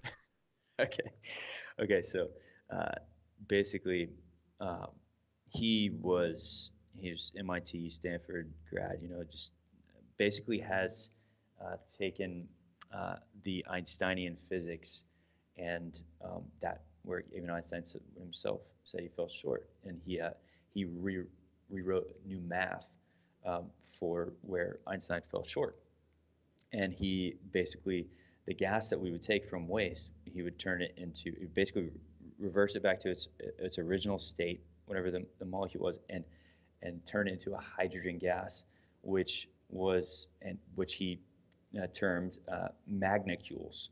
And so basically magnacules were kind of the basis of the gas, right? So we could remediate all kinds of crazy waste, to almost every extent is possible with kind of these new physics that he had rewritten, and the works are unbelievable. They're so extensive. But so I started realizing what was possible, and I basically was learning these big picture things of just basically just think about stepping into CERN and having a tour by the scientists. Sure, there's just so much information, right? Yeah. So anyways, Dr. Santilli was and speaking, because all of these people, all of these scientists, these guys, and he had all of the credentials, that he had done for so many years, and his own research. So mind blowing, and obviously I still have a hard time wrapping my head around it, but that he was defending his position against these people calling him a quack scientist, right? Yeah. And and he knew, and he's older gentleman, he knew the politics. He knew what was going on. He had been there and he had seen it. And basically I was at the time, I was like trying to help him, like get a hold of these people and these major scientists at these humongous labs, CERN included, to tell, like to not only tell them his map, to try to get them to understand it, but to almost like reveal like the kind of dark side of what happened at CERN, and how the funding had taken place, to set up a system that was not in the best interest of the people and had them stuck in the Einsteinian physics, and just amazing. So I was going on you ever heard of the Thunderbolts project? So he's a little bit of a conspiracy theorist, although that's a bad word. We can't say that.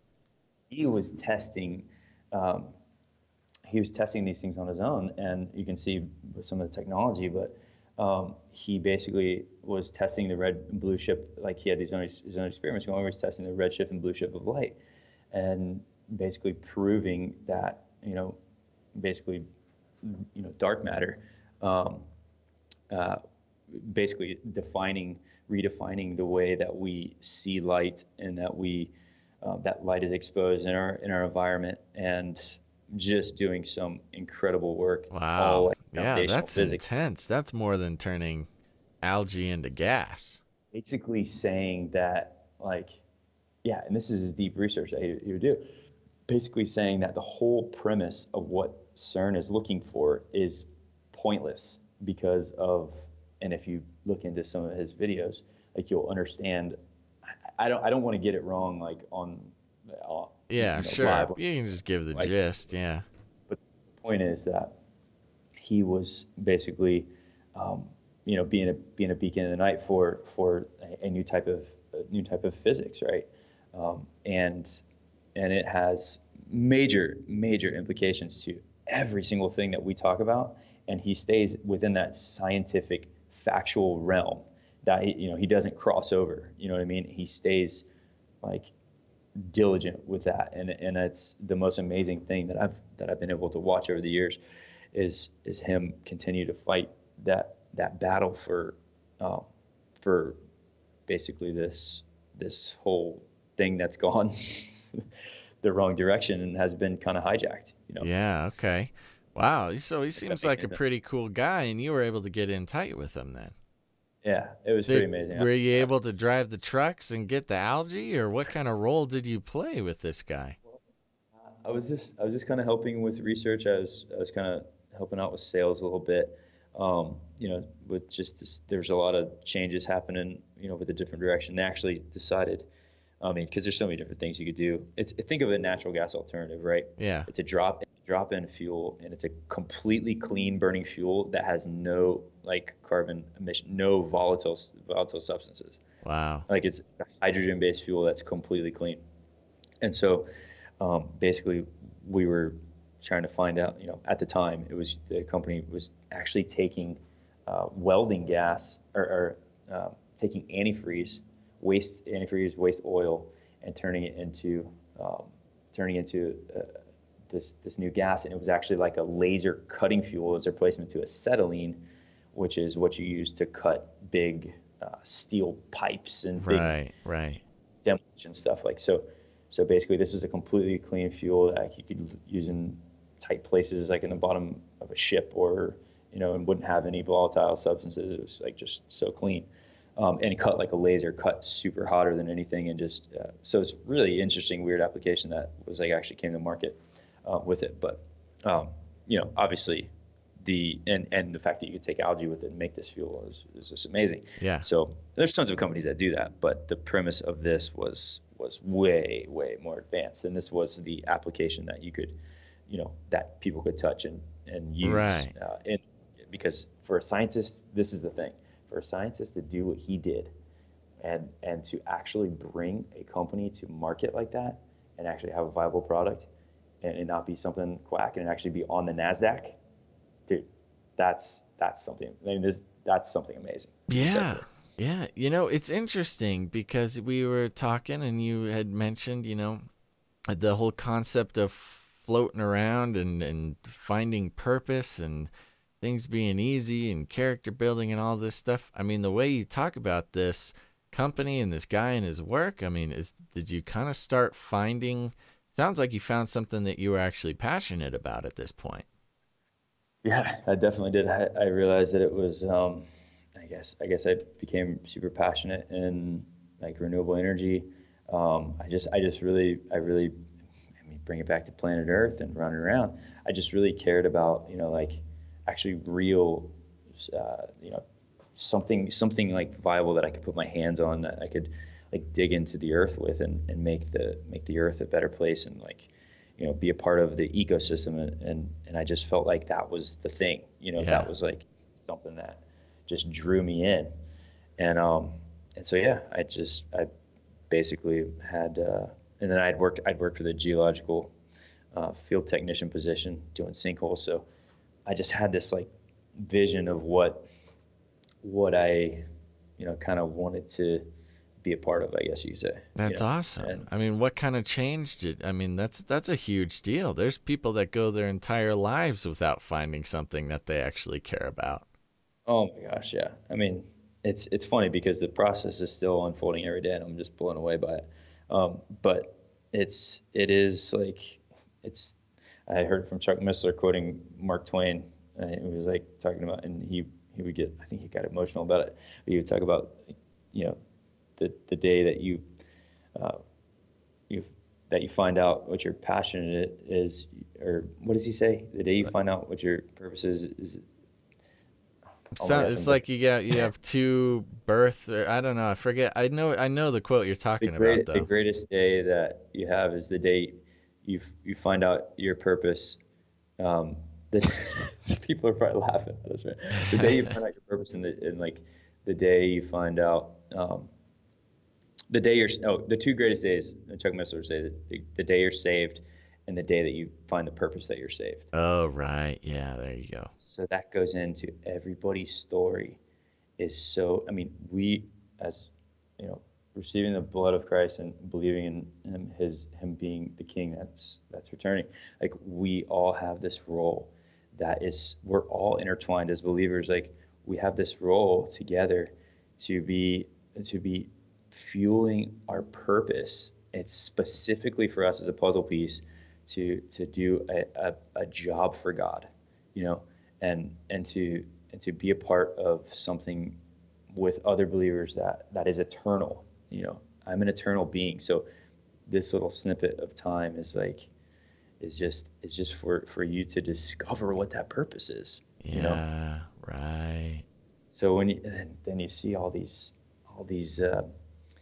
things unfolding that are aligned with. Here's the thing. This is the most thing I'm amazed about, is we're gonna have to go in front of God, and we're gonna have to, like, we're gonna bow down in front of him, and he's gonna be right. He's gonna be judging for 1,000 years, right? When the earth is restored, Yeah. um, he's gonna be, it's gonna be still, um, right. There'll be peace on earth for 1,000 years, but he's gonna judge, and he's going to judge us according to what we've done, and he's going to, in that time, he's going to go direct us, because there'll still be unbelievers in the world, but there will be peace on the earth, right?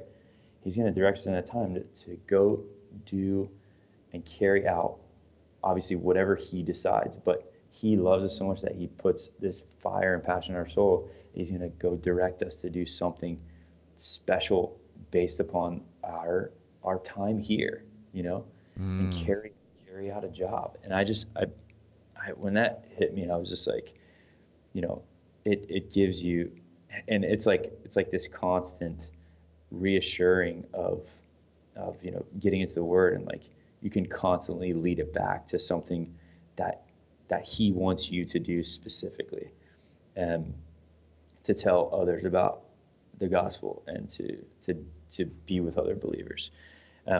But I'm just amazed by that.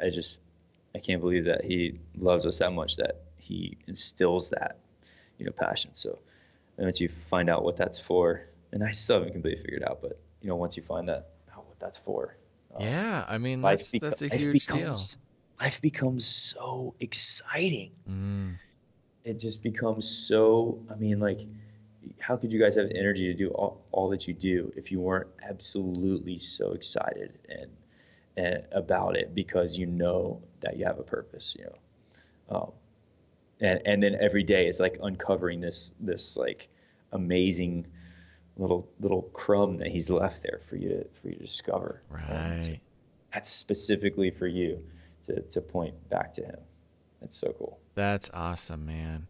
Well, that's pretty amazing. Like I said, it's not, and what you're talking about is exactly right. I mean, that's a life-giving and life-affirming experience to find out what God has really set in front of you that you can be and are and inspired to be increasingly inspired by and passionate about. And, I got to say, especially with us blessed, uh, good old American kids who romp around and had a fairly stable situation growing up. It's one of the dangers. And you know what? There are people with a lot bigger problems than us. So this is by no means am I trying to say that, well, we have it tough too. But it's so easy for us to get into a certain type of despair, Yep. and wondering if this is all there is. And, it's very much an inner sort of, an inner despair. I mean, I guess you could say all despair is inner, but it's something you start questioning the reason for your very existence when Yep. you get complacent like that. And yeah, finding that thing, and people strive for that. Like I keep saying, their entire lives, or they don't strive for it, and I, they realize too late that yeah. they should have been looking for it. And I think it's so easy for people to kind of get, you know, um, kind of, it's like a discerning thing, right? It's so easy for people to get caught in a in a in a path of just fervently looking, like everybody's fervently seeking knowledge right now and Mm, information because it's all around us. It's so easy to get stuck in that path of like just seeking it, even if it is like illuminating to you. You know, it's so easy to get stuck in that path of like, where do you go for it? You know, and ultimately it's like, it has to be the word because yeah. it constantly is that compass that is like just constantly going back to north and making a life that's intentional. I went to one of the most amazing funerals for just this man. I mean, he's been all over the world. You don't He hear grew that up. very often. He was, oh my gosh, this funeral was, it put me on such a track to understand intentionality and to be so intentional with. He was a Navy pilot, flew for like 30 years or something. I can't even remember. And he was a lawyer, and he was just a brilliant man. He traveled all over the world, teaching missions, like teaching. He was the teacher of the teacher in the church, just leading mission trips. I actually went to Cuba with him to the first mission trip. We went to Cuba, which was unbelievable. But um, and I think another thing I want to touch before we go, and I don't know how much time we got, but um, Mr. Charles, like he just points you back to north, and seeing someone live for such intentional, selfless um, way is just like unbelievable. And so I'm just trying to strive to do that, man. Since I've been so unintentional my whole life, and now that I kind of woke up to personal relationship with the Lord, I try to stay focused on that. But yeah, it's so easy to get stuck in a rabbit hole of knowledge and seeking these things, but it has to be, and I'm not even the best at it either, you know. But it has to be the Word. It can't be anything else. Yeah. And Amen. and man, it's just all that stuff is so exciting, you know. Like all the stuff that's happening is so exciting, but it's already. I guess the point is I want to point everybody back to get excited about the word again. It's tough for all of us, but um, you start uncovering like little words with the Blue Letter Bible. Oh my gosh, I'm sure Blue you've Letter Bible. You've That's heard of that. one not I have heard about it, but not a lot of people have heard of the Blue Letter Bible. Yeah, it's Yeah, amazing. yeah. Just the gosh, going back to some of those words, and you're like, you know, it's all So, Dr. Michael Heiser stuff. yeah, well, it's a good deeper study type of Oh, thing to really get in deep into you know, the original languages and the real academics types of stuff. origins of Yeah, words and yeah. seeing it from that perspective of yeah. So that's kind of like once you realize and you can kind of get a vision of what they were thinking. Like I think that's Dr. Michael Heiser's ministry like is so important because he's so grounded and he points back to that all the time. It's like you know um, just seeing through their eyes, seeing through their worldview. It's like it's Yeah, just a simple, totally. simple idea that you know, Yeah, and that's my whole life. I went without like understanding that because you could talk about all day the stories that you hear in Sunday school, and yeah, you be like, just get your Sunday morning stuff. You don't really. yeah, Yeah, and yeah. Oh man, that's good. First of all, I'm glad you brought up Heiser because actually, Gons and I are going to be talking to him on Friday, so everybody can look forward to that. Um, sweet. and yeah, I've been slowly teasing another project that's similar to what you're talking about that will be coming out next year regarding really getting deep into some it we'll call it Heiser Light. We'll be doing some Heiser Light work next year that everybody can look forward to as well. Well, dude, Beautiful. I gotta say, I resonate with your story so much, and I don't like. I just a disclaimer again. I don't want to sound like I'm trying to wrap up too early or anything, but I just want to let you know that I resonate with your story so much, and I think there's so much for so many people out there to resonate to. You know, on this show, we really hear some wild life stories that a lot of us. Look, I'll speak for me. For me, I am constantly,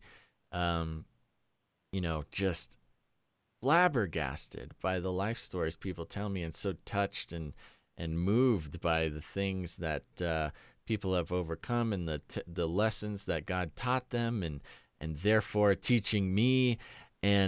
But I gotta say, I resonate so much with your story because it's a different, and again, I'm not trying to No, play no, any like sort of it's like victim here for completely. anybody, but I mean, there is a certain type of overcoming that comes with being too blessed.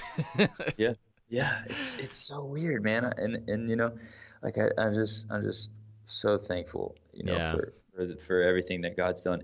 And you know what? I do want to say something. yeah. This is so special what you're doing because everybody's got some. I cannot wait to dive into some of the other people's stories and start to learn about them. I'm so glad you're doing this. I had no idea you were doing this until Jen told me to look into Carolina's story because we started talking about Puerto Rico, and I Right. just want to say, man, like that whole episode, it was like I had so much joy. Listen to that. I actually listened. I listened to that one on Tower, and I was like, just she was so in love with Jesus, and Totally. she was so transformed, and just like this, it was so special to hear her joy, and it was like it's just the cutest thing ever. So I was delighted to hear that. And that was the first one I did, Oh, just because that's a great one to start out with. Yeah, I haven't talked to Carolina in a while. Carolina, what's Cristiano Intellectual. Hit me up. Send me an email, girl. well, Um, hey, I don't know how much time you got, but I'm actually, I almost never have a time limit, but tonight, Gonz and I do need to record CCNT because we haven't done it this week okay, yet. okay, But you know how we got to do this. I got a couple more questions for you. Maybe you don't know how we do this because you haven't listened to too many episodes, but I got to know, first of all, man, do you got any furry friends in the house? furry friends. Furry friends, dogs, cats, Ah, lizards count, birds don't count. Never talk nope. about birds on this show. They're evil and they are We dangerous creatures. we didn't even get to that. No, no furry friends. People know. My my Dude, I have a bad experience with cats. No way. Yeah, I don't I had believe a it. That's a lie from the devil. first we had I got cat scratch fever, man. Yeah. Wait, I that's a got real thing? Yeah, I got it, and it was right before a field trip to New York to play under the Statue of Liberty to play for our. We were playing our band was going under Statue of Liberty, and I'm What? a middle school kid, and it's like this huge trip to New York, and I get this softball size thing in my lymph node under my jaw, and I literally What? was like the biggest dork ever. Like, What? I got cat scratch fever. We had a kitten, and it got me, and I literally went to New York City on a field trip with this just softball. The pictures are disgusting. I look so gross. I I'm like, did not know that cat scratch fever was a real thing. I thought it was just a cute name for some sort of, I don't know, some sort of cute teenage sock hop or something. no, no, it just lymph node just got humongously swollen, and it was Dude, just watch out, terribly man. embarrassing as a middle school. Kittens are, yeah, oh, middle school, that'd have been the worst. Oh no. Okay, well I can't blame So, you too much, but I but do pray for a reconciliation that the Lord really touches your life and Christ invades your relationships with yeah, cats and brings you back. my cat, he was so mean, dude. He was bipolar, and so I really we had a dog. I had a lab that died at 15, and he was like a human. He was like a 120 pound, just awesome lab, and I think the cat was like jealous when the dog came along, you know, Yeah, and that happens. but he's kind of like a street cat, halfway street cat, and and inside, so he just was, you know, he was too hard for Yeah, his he's britches. rough and tumble, you know? They have a hard life, those street cats. They gotta fight for it. They didn't have an upbringing like you and me, Trevor. They gotta fight for Yeah. what's theirs. Well, we gave him a nice place to stay, and he was still mean. Yeah, I don't well, understand. you can take the cat out of the alley, but you can't take the alley out of the cat, my friend. I think he got eaten by coyotes. Yeah, and most of them do. No, he lived a long time. He just disappeared one day. You Yep. know, it's like he's like 14 years old, but yeah. Yep, they do that. Either they go off to die or go off to get eaten by coyotes, the circle of life, or they go off, they just decide they want to cash out on all their Bitcoin holdings and retire in Aruba. It's going to be me someday. Hey, I think you should definitely do the Caribbean, man. There's some special things happening down there, Do the which we didn't. Caribbean. I've done the Caribbean before. The Caribbean's Well, great. we didn't talk about Puerto Rico, No, but but that's okay. If people want to hear about the story about me getting attacked by a bird, just listen to the Carolina episode. Great yes, episode altogether, but also you get another piece of Basil lore involving yes. a real. I don't think I've been very outspoken about this fake hatred I have for birds right now, which is not real, but it's fun to So pretend. the hatred I have for cats, you have for birds. Okay, I got Yeah, it. but Actually, mine's well founded, and you just have some sort of emotional hang up. I'm sorry. I rescued a bird the other day, so maybe there's a thing here. You're messing with the timeline, man. I'm telling you, don't mess with the timeline too much. Back to Titor. Back to Titor.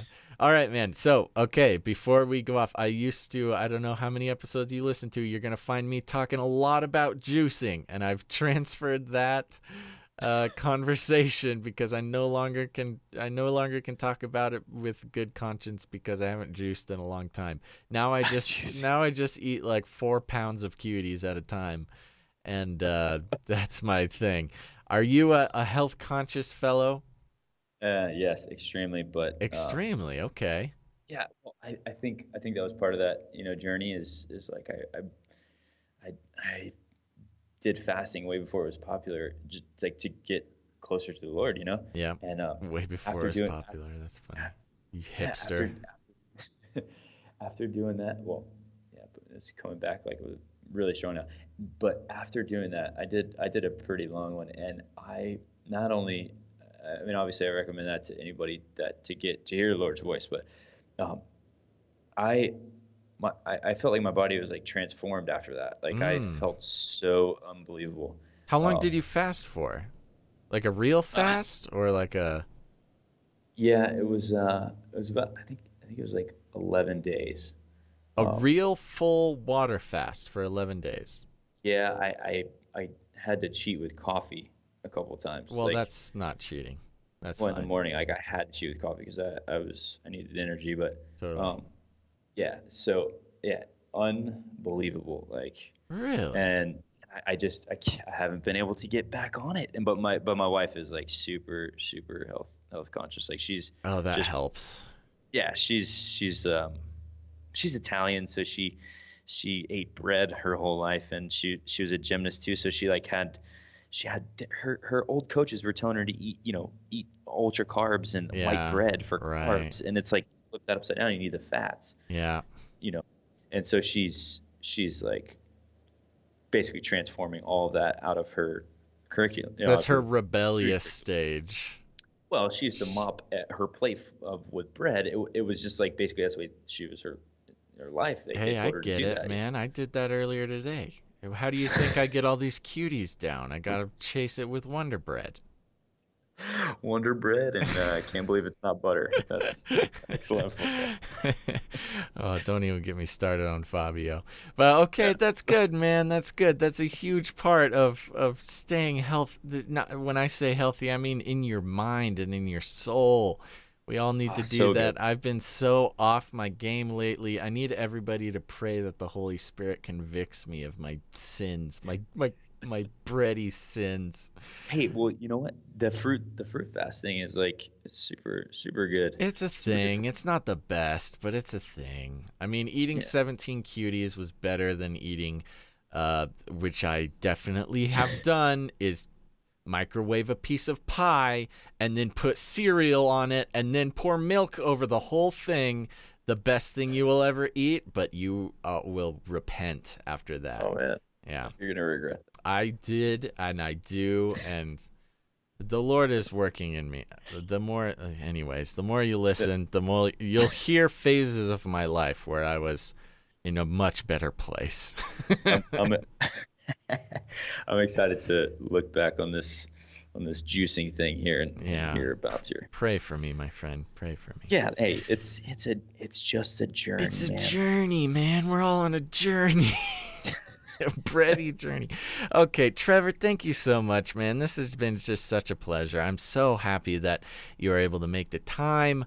And, I'm so looking forward to hearing the feedback from this episode, which I do with all the episodes, and just hear all the ways that your story touches and affects people, my man. And look, before we go, I'm going to give you one last chance.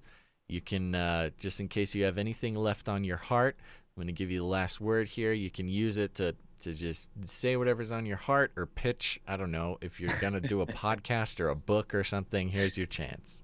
All right.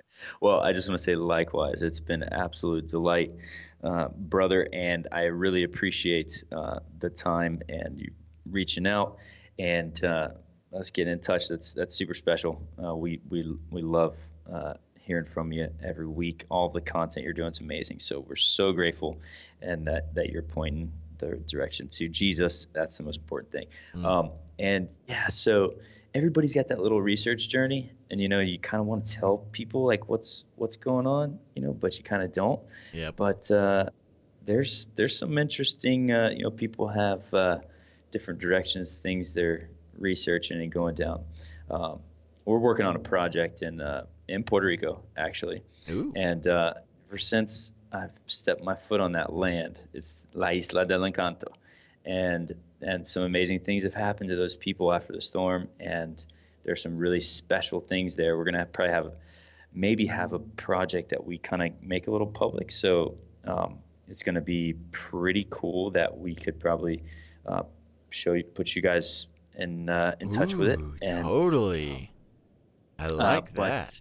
but it involves renewable energy and different things like that. But aside from that, the Lord's doing something down there really, really special, and super excited to eventually probably talk about what's happening, because it connects to all of it. It connects to the big story. Ooh, I like that, man. I like that, man. Okay, well, you and I are going to keep in contact then, and you keep me posted on all of that. We will definitely be involved in whatever way we can, and we're excited to hear more. And I thank you from the bottom of my heart, and I represent the rest of the listeners. Thank you so much, man. And hey, you and I will keep in contact. Likewise, brother. Sounds so good. All right. There you have it. I hope you guys enjoyed that conversation with Trevor as much as I did. Trevor, so near and dear to my heart, my man. Thank you so much for sharing that. And so there you go. Wow, goodness gracious. You know, it takes all kinds. This was a very unique episode, in my opinion. I enjoyed it very much. You know, we got stories from all around the world, from all sorts of walks of life. And Trevor, thank you so much for coming on the show and sharing. Hey, everybody, I know you enjoyed that as much as I did. Why don't you go ahead and let everybody know about it? Go to iTunes or whatever podcast player that you use and leave this show a rating and or a review. A rating comes in the form of stars, 1 through 5 stars. A 1 star is like, a 1-star review. What's a 1-star review? Oh, you go to a sub sandwich shop and you ask for all the fixins. You get all the veggies, all the meats, all the cheeses, all the sauces. And at the very end, a 1-star, the lady asks you if you want kitty litter on your sandwich. You say, no, thank you. And she puts kitty litter on it anyways. That's not good. That's a 1-star. 5-star is you go to the sub sandwich shop. You get all the goods. You get the veggies. You get the meats. You get the cheeses and the sauces. And at the very end, she says, okay, all done. Oh, except for I'm going to put some extra bacon on your sandwich for free.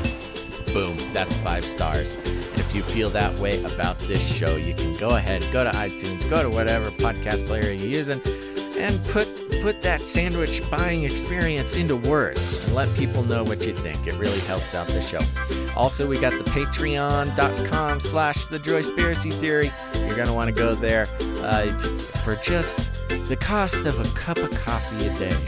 You can support a podcaster in his journey towards sharing the stories of people just like you all over the world. And also go to facebook.com/thejoyspiracy theory. Make some friends. You can find a lot of the people who are on this show are my Facebook friends. So this is a whole big family we got going on there. Okay, everybody. Well, make sure to tune in next time to the Joyspiracy Theory. But until then, be good.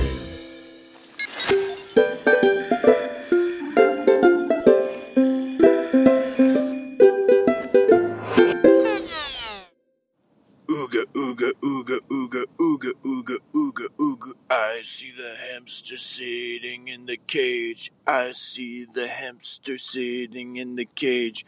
Ooga, ooga, ooga, ooga, ooga, ooga, ooga, ooga. Hamster's running on that spinny wheel thing. There's a hamster running on that spinny wheel thing.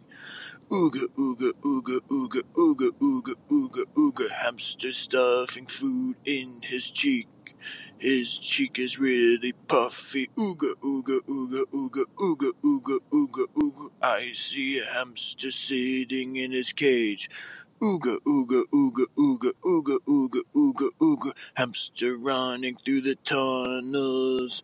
Hamster running from me. Ooga, ooga, ooga, ooga, ooga, ooga, ooga, ooga. I pick up the hamster.